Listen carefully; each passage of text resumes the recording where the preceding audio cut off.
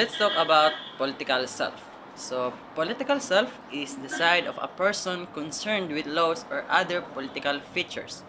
One can ask oneself which of one's rights are at risk. This would reveal which political stance would serve one's own interests. For example, a person with sexual preference that is not supported by the laws of the land may determine his/her political stance. As caring for the sexual rights, the political self is not only shaped by one's political affiliation or beliefs.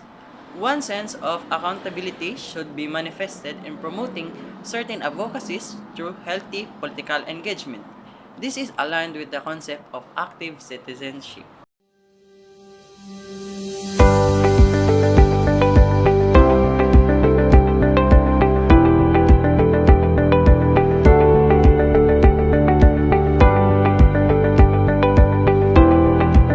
Hospitality. The Filipinos' brand of hospitality is widely known across the globe. Filipinos welcome their guests as if they are part of the family by always opening their doors to guests and making them feel at home. They even spend a lot of money and obtain loans to be able to satisfy the needs of their guests. This is a usual gesture in events of gatherings and local festivities. For Filipinos, love merrymaking and they are quite amiable to guests. Filipinos also give the sweetest smiles even to the most random strangers, even in mundane situations. In most local shops, Filipino salespersons will greet their customers with a warm welcome and say thank you when they leave, even without buying anything. So what I just said earlier, the Filipinos' brand of hospitality is widely known across the globe. Like for example, birthday or naay party sa inyong balay.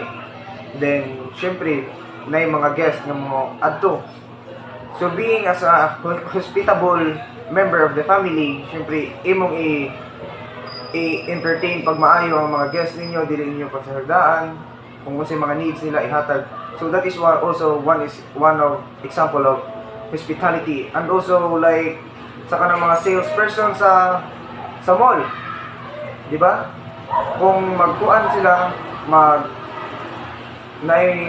tanaw sa ilang mga product or magunsa, they greet it with a sweet smile. And also when the customer leaves, they even say thank you for looking for their product. Muna na-appreciate nila. So that is why hospitality is very important from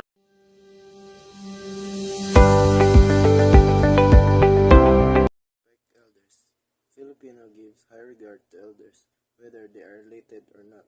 As children, Filipinos are taught to greet their elders by politely taking the latter's hand to their foreheads, uttering mano po, and conversing with the elderly.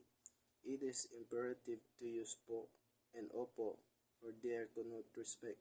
Filipinos look up to elderly because of the belief that with age comes an array of wisdom and experience, and we can learn a lot of them.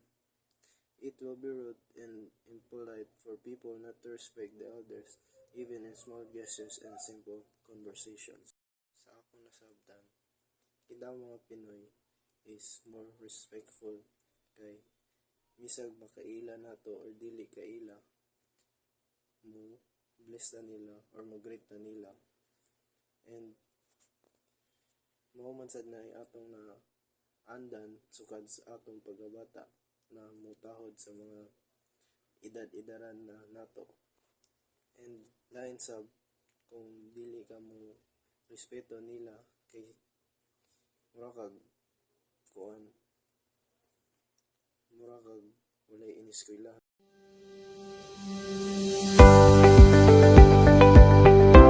Close family ties. Filipinos are keen on keeping intact familial relationships, even if their children are already emancipated. Unlike in most American families, most children will live with their families as long as they like, even if they already have their own families. Some Filipino families even opt to live in a big house where everyone can stay together.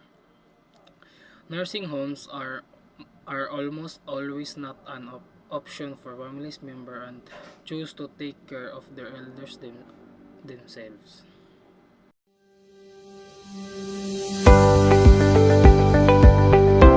Self-sacrifice. Filipinos always go out of their way to extend help to their friends, families, and loved ones. They wish comfort and better lives for their loved ones and would even go to the extent of working abroad hundreds of miles away from their families to earn more money and save up for them. Overseas Filipino workers or OFWs sacrifice a lot. That is why they are regarded as the modern day Filipino heroes.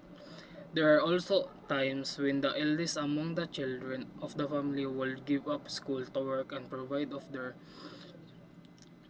needs rest of the family and educate his or her siblings.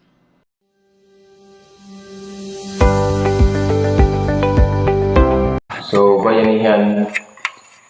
So, the bayanihan are always ready to share and to help their friends and loved ones who are in need. It may not always be in a monetary form, but the time and the effort they also give count as a form of help in them.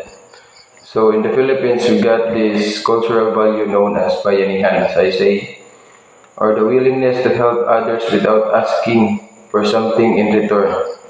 Through the Bayanihan spirit, volunteerism is reinforced and becomes a way of life to empower communities and promote nation building.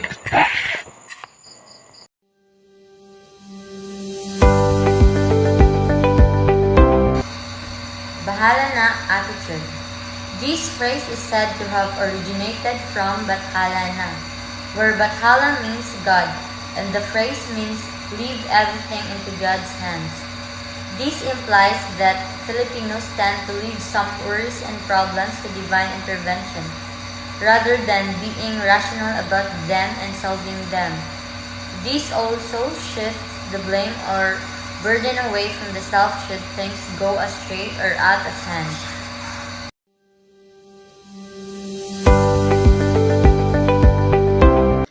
Colonial mentality. This trait is often frowned upon among Filipinos, but it is actually often unconsciously practiced by Filipinos. It connotes a lack of patriotism and the attitude where Filipinos favor foreign products more than their own. It is a tribute to the centuries of colonization the Filipinos had experienced under the Spanish, American, and Japanese rule. Apparently, some Filipinos believe that since the other countries are more advanced and developed, the products and services that they produce are of better brand and quality. As a result, Filipinos patronize imported products more than their local products.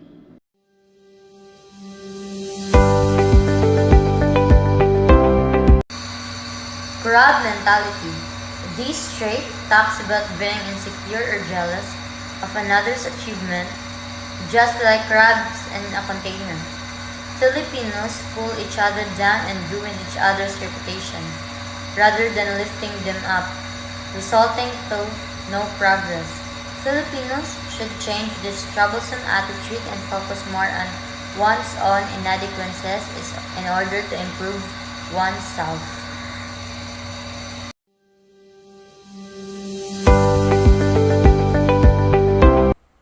What is democracy? The word democracy comes from the Greek words demos, meaning the people, and kratos, meaning the power. So democracy can be thought of as a power of the people, a way of governing which depends on the will of the people, where one person rules, and it is not oligarchy where a small segment of society rules. Properly understand, democracy should not even be rule of the majority. If that means that the minorities' interests are ignored completely. A democracy, at least in theory, is government on behalf of all the people according to their will. There are so many different models of democratic government around the world that it is sometimes easier to understand the idea of democracy in terms of what it definitely is not. Democracy, then, is not autocracy or dictatorship. Why democracy? The idea of democracy derives its moral strength and popular appeal from two key principles. 1. Individual autonomy. 2. Equality. Now, individual autonomy, the idea that no one should be subject to rules which have been imposed by others. People should be able to control their own lives within reason. Equality, the idea that everyone should have the same opportunity to influence the decisions that affects people in society. These principles are intuitively appealing and they help to explain why democracy is so popular. Of course, we feel it is fair that we should have as much chance as anyone else to decide on common rules. The problems arise when we consider how the principles can be put into practice because we need a mechanism for deciding how to address conflicting views. Because it offers a simple mechanism, democracy tends to be rule of the majority, but rule of the majority can mean that some people's interests are never represented.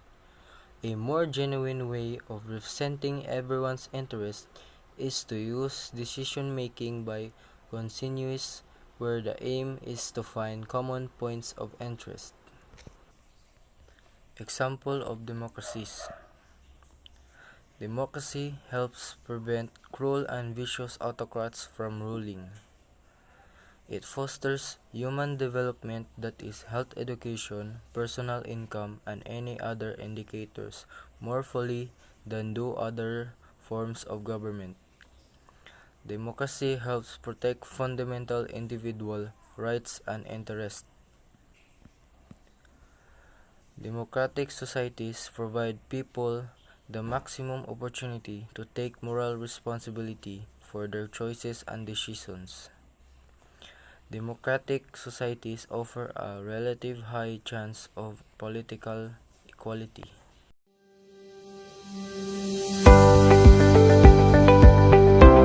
What is citizenship? Citizenship is the legal status that grants individuals certain rights, responsibilities, and protection within a specific country. It typically involves participation in the political process, such as voting and election, and adherence to the laws and customs of the nation. Citizenship is generally used as synonym for nationality, where citizenship is used in a meaning that is different from nationality. It refers from it refers to the legal rights and duties of individuals attached to nationality under domestic law. In some national laws, citizenship has a more specific meaning and refers to the rights and duties that can only be exercised after the age of majority, such as voting rights, or to rights and duties that can only be exercised in the national territory. A citizen is a participatory member of a political community. Citizenship is gained by meeting the legal requirements of a national, state, or local government. A nation grants certain rights and privileges to its citizens. In return, citizens are expected to obey their country's law and defend it against its enemy.